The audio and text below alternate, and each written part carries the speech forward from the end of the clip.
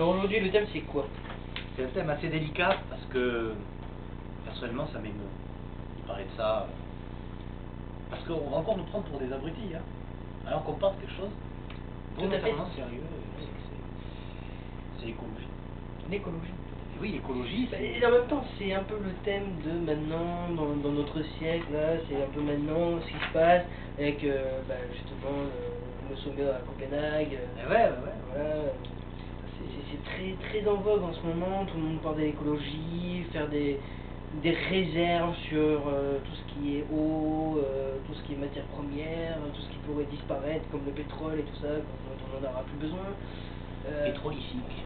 Voilà, parce que voilà, c'est comme ça, c'est dans le moment, c'est dans le mouvement, Parce qu'au fond, tout le monde s'en fout. Non mais il faut le dire. Tout le monde s'en tape. c'est clair. On s'en balance. Tout le monde ne fait pas du tout ce qu'ils disent, quoi. Voilà, on consomme toujours autant de papier cul. On rote toujours autant. Ouais. Non, parce que j'ai entendu un truc énorme. Il paraîtrait que le CO2 dégagé par les vaches est violent et le plus extraordinaire dans les l'Hérault. Ce n'est pas les bouses, parce qu'on nous parle des bouses. Non. Quand elles rotent, elles font du mal à la planète. Je sais pas. Alors, je sais pas, peut-être qu'il faudrait des solutions diplomatiques, politiques là-dessus. C'est pas faire des taxes sur l'euro. Qu'est-ce que vous proposez? Qu'est-ce qu'on pourrait proposer? Moi je propose une taxe sur l'euro. Taxe sur l'euro. Mais comment on pourrait le mettre en marche, ça?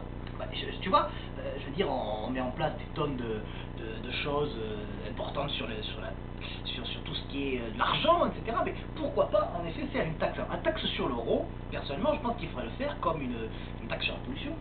Donc prendre un degré, tu vois, à partir d'un certain degré où vraiment on considère que l'euro est nocif pour la santé de la Terre, parce que c'est elle dont on parle. Hein. Là, c'est elle dont on parle. Donc, du moment que la couche d'ozone, n'est-ce pas, n'excède pas l'euro, il faut faire attention à ça. Donc je pense qu'une taxe sur l'euro, il faudrait trouver une chose qui permette concrètement de mesurer l'euro. En clair, comme les voitures, quoi. De faire un truc comme un radar d'euro, quoi. Un radar à eau. Tout à fait ça. Je suis tout à fait d'accord sur le radar à eau. Le radar à eau. Il faut des radars à eau un peu partout dans les jardins publics. Des radars à eau à l'école. Des radars à eau dans la préfecture. Des radars à eau même devant chez soi. Des radars à eau surtout dans les restaurants. Et surtout dans les restaurants. Je pense que l'endroit primordial, comme tu as dit, c'est le restaurant. Le restaurant est l'endroit où l'euro pollue le plus. Si on supprimait les restaurants, ça serait merveilleux. Mais bon, ça c'est peut-être une mesure un peu fasciste. Alors moi, on s'oppose au radar à eau. Oui, mais le radar à eau, mais comment tu voudrais le mesurer? C'est-à-dire, il faudrait avoir en fait un degré ou un taux au niveau, je sais pas, de la puissance de décibels du euro, et ensuite sur le dégazage des CO2 que ça amène. Tout à fait. Il faudrait arriver à une échelle, n'est-ce pas? On arrive à faire des choses extraordinairement détaillées, comme le radar automobile. Hein, qui est une invention folle, hallucinante. Passant, bon, on fait une limitation de vitesse, bam, on est flashé, boum. Eh bien, un flash d'euro. N'est-ce pas? Un flash d'euro. Un flash d'euro, je veux dire, un flash d'euro. Voilà, on est flashé à 90 km/h, gros. D'accord. Et voilà, 80. Voilà, ce serait le décibel d'euro.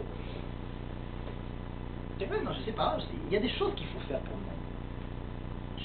Après, est-ce que la parole doit être donnée au maître danseur? C'est à toi de voir, je pense, parce que... Je pense que c'est une très bonne solution, mais après ça, faudrait peut-être même faire un truc, je sais pas, moi, du style, voilà, au niveau des déchets, voilà, mettre aussi une taxe sur les déchets, combien de déchets vous faites par jour? Donc combien de déchets concrets? Voilà, concrètement, combien de sacs poubelles vous mettez par jour dans la poubelle? Combien de tonnes de papier vous jetez à la poubelle? Oui. Qui ne sont pas du tout utilisés, c'est ça qui est important. Je pense que c'est à la portée de tout le monde de ça, de calculer le nombre de papiers que vous foutez à la poubelle, dont vous ne servez à rien du tout, que vous prenez quand même quand on vous le distribue, et qu'ensuite ça pollue la terre. C'est aussi con que ça. Mais oui, c'est aussi comme ça. Mais la majorité des gens sont cons. Il faut le dire. Il faut le dire. N'ayons pas honte des mots. Quand on est con, on est con. Voilà. Quand on est geek, on est geek. Quand on est geek aussi. Mais l'écologie, en tant que tel, problème dramatique. Crucial. À cause de ça, il y a le réchauffement climatique, et on a le pôle Nord qui est en train de disparaître petit à petit, on a les glaciers qui reculent. En même temps, on a pu voir qu'en fait, même en fait, c'est un cycle, hein, un cycle au niveau du temps.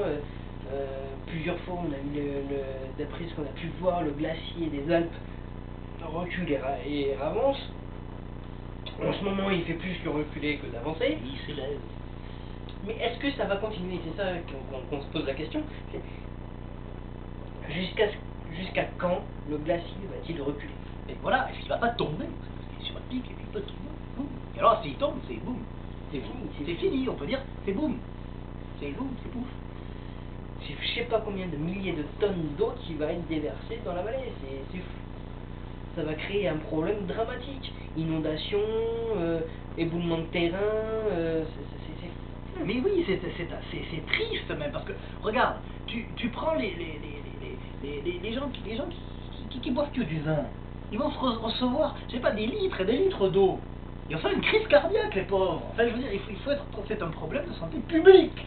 Et après ça, regarde, comme on a la chute du pôle Nord au niveau des glaciers, du pôle Nord là, c'est fou parce qu'après ça, on risque d'avoir en fait même un arrêt du cycle de l'eau au niveau de l'Atlantique. Tu sais là, Tout à fait. le truc là qui tourne, qui s'envole. Non, c'est pas ça, c'est le truc qui part du pôle Nord, qui passe devant l'Amérique, et qui ensuite repasse devant la France, l'Espagne et tout ça, et qui ensuite repart, tu sais, je sais pas comment ça s'appelle, ce truc là, avec le sel qui passe par là et tout. Ouais. Non, tu connais pas ça toi? Non, mais non, moi je suis pas un intello, tu sais. Ah, bon, C'est triste. moi j'ai oublié le nom, moi, tant pis, mais bon. Mais voilà, si ça se casse, tout pète, ça y est, c'est fou, on risque d'avoir pas mal de trucs c'est fou, le monde est fou. Le monde est fou. Le monde est fou et ça m'émeut. Et donc je pense qu'encore une fois, la solution c'est quoi? Les maîtres danseurs. Enfin, il faut le dire clairement. Le rire. Une fois encore. Le rire. Le rire, toujours rire. Parce que face aux milliers de mètres cubes d'eau qui vont nous tomber sur la gueule, comme ça, si on y arrive en étant triste, là, on n'en pourra pas, tandis qu'on va mourir dans les souffrances atroces, tandis que si on rit, on aura déjà la bouche ouverte, et on aura l'eau qui va nous pénétrer avec une force extraordinaire, et on va finir notre vie dans un éclat de rire liquide. C'est beau, oui, non, c'est pour ça que je sais pas trop. Hello.